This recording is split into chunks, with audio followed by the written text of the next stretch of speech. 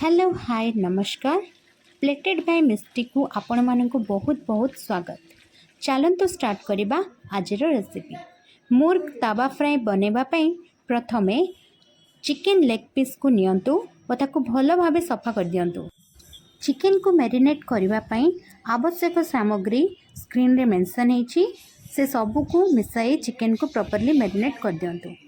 आ सबुठु important tip होची chicken soft रहिबा पई vinegar किंबा लेंबू चिपुड़ीबा को भूलिबे नहीं। मेरिनेशन समय जेते अधिक रहइबो चिकेन टी भितरु सेते सॉफ्ट आउ जूसी रहइबो।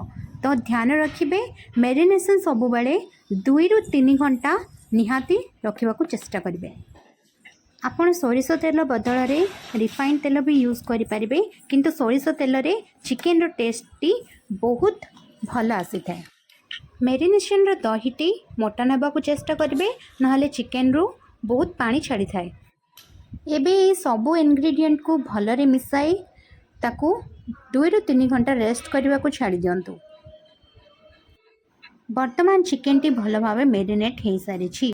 यही तंदूर टी आपण ओवन रे भी बनै परिबे, आउ चाहिए तावा रे भी बनै परिबे। तो मु एठी तावा रे बनौची, सेथिरे पई आपण आवश्यक अनुसार तेल नियंतु और सेथिरे गोटे गोटे करे चिकेन रखि दियंतु। चिकेन टी को भल भावे कवर करी लो टू मीडियम फ्लेम रे कुक हेबा को छाड़ी दियंतु।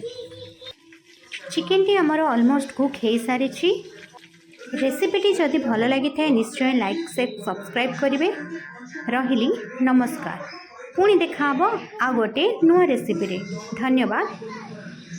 जय जगन्नाथ।